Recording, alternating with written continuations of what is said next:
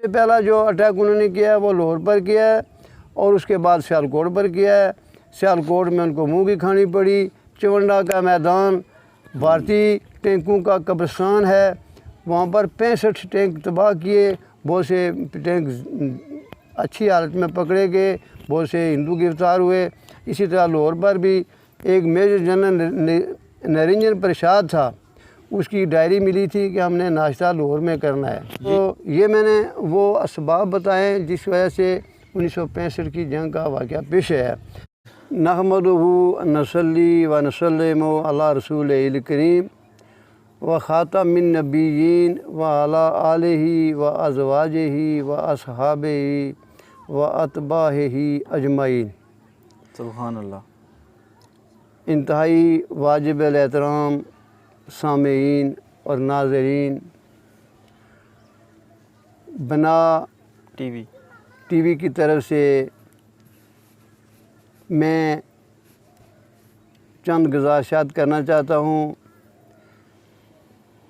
आज की ये तकरीब बना टीवी के ऑर्गेनाइज़र ने बड़े अच्छे तरीके से तरतीब दी है और मैं चंद बातें बताना चाहता हूँ कि 1965 में ये मार्का क्यों पेश आया, ये लड़ाई क्यों हुई और इसके असबाब क्या थे। तो वाक़यात जो है वो हवालदार मालिक साहब बाद में बताएंगे। तो बात ये हुई कि जब पाकिस्तान बनने की तारीख चल रही थी तो अंग्रेज़ यहाँ से बिस्तर बांध कर वापस जाना चाहता था। उस वक़्त हिंदुस्तान में सबसे बड़ी पार्टी कांग्रेस थी जिसके सरबराह जवाहरलाल नेहरू और महात्मा गांधी थे। उनकी ये कोशिश थी कि जब अंग्रेज़ यहाँ से जाएं तो बर्र-ए-सगीर पाक व हिंद को हिंदू स्टेट बना कर जाएँ, सिर्फ़ हिंदुओं को हुकूमत दे कर जाएँ। लेकिन चंद मुसलमान जो दर्द दिल रखने वाले थे, जो दूर अंदेश थे, जो समझते थे कि अगर हिंदू स्टेट बन गई तो हमारा जीना मुश्किल हो जाएगा, इसलिए कि हिंदुओं और मुसलमानों में कोई चीज़ मुश्तरक नहीं है। हम गाय की कुर्बानी करते हैं, हिंदू गाय को माँ समझते हैं, माता समझते हैं। हमारे लिए सुल्तान महमूद गजनबी, सुल्तान मोहम्मद गोरी हीरो हैं, लेकिन हिंदुओं के लिए वो डाकू हैं। हिंदू की जो कल्चर है, हिंदू की जो किताबें तारीख़ की है, उनमें लिखा हुआ है कि वो डाकू थे। तो इसलिए हम वो खंजीर का गोश्त खाते हैं, हम उससे नफ़रत करते हैं।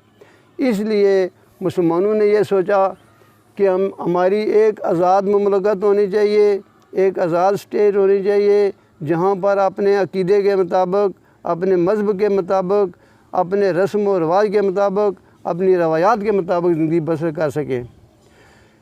हो सकता है कि अगर हिंदुओं की हुकूमत हो जाएगी तो फिर हम अपने मज़हब के मुताबिक ज़िंदगी बसर नहीं कर सकेंगे। नाज़रीन इकराम, आज वो बात सच्ची हो रही है। हिंदुस्तान में जो मुसलमान हैं उनको गाय ज़बानी करने दी जा रही है, मस्जिदों को वीरान किया जा रहा है, मस्जिदों को गिराया जा रहा है। तो उस वक़्त कायद आज़म मोहम्मद अली जिन्ना रहमतुल्लाह अलैह और अल्लामा इकबाल रहमतुल्लाह अलैह ने ये बात भांप ली और मुसलमानों की क़यादत की। मैं मुख्तसर तौर पर बताता हूँ, तारीख़ तो बहुत बड़ी लंबी है कि अल्लामा इकबाल रहमतुल्लाह अलैह ने 1931 ईस्वी में इलाहाबाद के मुकाम पर ये जलसा किया और वहाँ पर ये मुतालबा किया कि जब अंग्रेज़ जाएं तो मुसलमानों के लिए अलहदा स्टेट होनी चाहिए, अलहदा हुकूमत होनी चाहिए, अलहदा मुमलकत होनी चाहिए, ताकि वो अपने मज़हब के मुताबिक, कुरान के मुताबिक, हदीस के मुताबिक, शरीयत के मुताबिक ज़िंदगी बसर कर सकें। तो उस वक़्त कायद आज़म मोहम्मद अली जिन्ना रहमतुल्लाह अलैह इंग्लैंड में थे। तो अल्लामा इकबाल ने उनको बुलाया, उनको कायल किया और क्या आप कायद तारीख़ की क़यादत संभालें। और मुस्लिम लीग कायम हुई और मुस्लिम लीग और कांग्रेस का मुकाबला शुरू हुआ। खुदा ताला के फैज़ल व करम से मुसलमान मुत्तहिद हो गए। हर तरफ से ये नारा बुलंद हुआ कि पाकिस्तान का मतलब क्या, ला इलाहा इल्लल्लाह। और आखिर 14 अगस्त 1947 को आई, जिसका नाम पाकिस्तान रखा गया। लेकिन हिंदुओं ने उसे कबूल नहीं किया। मेरा कहने का मकसद जो अब मैं तमीद बांध रहा हूँ कि हिंदुओं ने कभी भी पाकिस्तान को तस्लीम नहीं किया। मुसलमानों को काजिर मूली की तरह काटा। जब मुसलमान महाजर मकबूजा हिंदुस्तान से आ रहे थे, दिल्ली से, बिहार से, बंगाल से, नागपुर से, महाराष्ट्र से, तो रास्ते में उन्होंने हिंदुओं ने कत्लेआम किया, खून की नदियाँ बहाईं, औरतों को अगवा किया, औरतों की आबरूरेज़ी की और मर्दों को कत्ल किया। खैर खुदा ताला के फजल से उनका मतलब ये था कि पाकिस्तान पर जब ये आफताब पड़ेगी, ये मुसीबत पड़ेगी, तो पाकिस्तान नहीं जा सकेगा और कायद-ए-आज़म कहेगा कि आप जो हम आपके साथ रहना चाहते हैं। लेकिन कायद-ए-आज़म रहमतुल्लाह अलैह ने बहादुरी से, मर्दी से मुकाबला किया, पाकिस्तान की बुनियाद रखी। तो मेरे कहने का मतलब ये है कि हिंदुओं ने आज तक नहीं, बल्कि शुरू दिल से ही पाकिस्तान नहीं बना था, उस वक्त से पाकिस्तान के ख़िलाफ़ तारीखें चलानी शुरू की। तो खैर खुदा ताला के फजल व करम से पाकिस्तान बन गया। महाजरीन की आबादकारी भी हो गई, महाजरीन सेट भी हो गए, पाकिस्तान का निज़ाम चलना शुरू हुआ। तो फिर उन्होंने लॉर्ड माउंटबेटन, जो इंडिया का गवर्नर जनरल पहला था, बिल्कुल असली बात ये थी कि लॉर्ड माउंटबेटन ये चाहता था कि मुझे पाकिस्तान का गवर्नर जनरल भी बनाया जाए, हिंदुस्तान का गवर्नर जनरल भी बनाया जाए। लेकिन कायद-ए-आज़म रहमतुल्लाह अलैह ने यह बात उसकी ना मानी। इस ज़िद की वजह से उसने कश्मीर का मसला पैदा किया।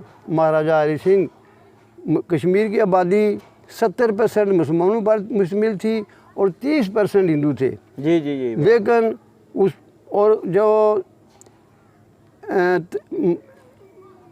तकसीम का एक फार्मूला था, उसमें यह तय था कि जिस रियासत में मुसलमानों की अक्सरियत होगी वो पाकिस्तान के साथ होगा। लेकिन लॉर्ड माउंटबेटन ने गद्दारी की मुसलमानों के साथ।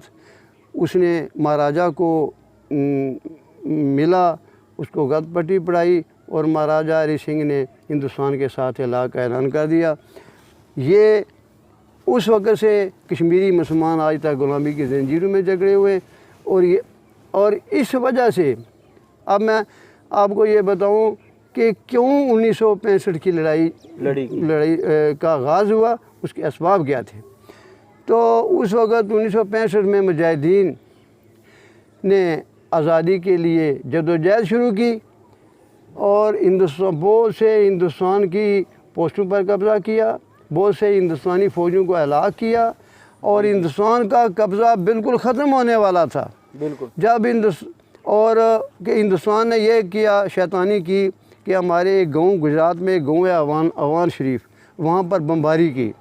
उस वक़्त पाकिस्तान भी मैदान में आ गया। पाकिस्तान ने आज़ाद कश्मीर के बरनाला और इस सेक्टर छम जोड़ियों सेक्टर से पे पाकिस्तानी फ़ौज ने पेशकदमी की और अखनूर तक पहुँच गई।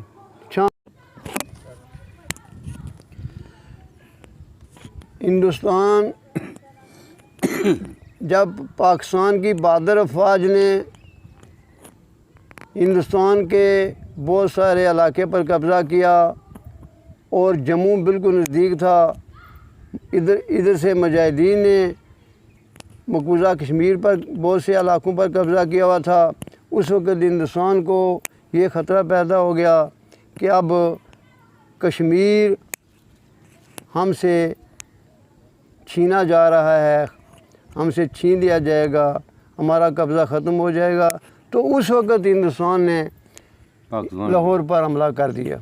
इस वजह से ताकि पाकिस्तान की अफवाज छम जोड़ियाँ सेक्टर से निकल कर सियालकोट सेक्टर पर जाएं और लाहौर सेक्टर पर जाएं। जी। तो सबसे पहला जो अटैक उन्होंने किया है वो लाहौर पर किया है और उसके बाद सियालकोट पर किया है। सियालकोट में उनको मुँह की खानी पड़ी। चवंडा का मैदान भारतीय टैंकों का कब्रिस्तान है, वहाँ पर 65 टैंक तबाह किए बहुत से टैंक अच्छी हालत में पकड़े गए, बहुत से हिंदू गिरफ्तार हुए।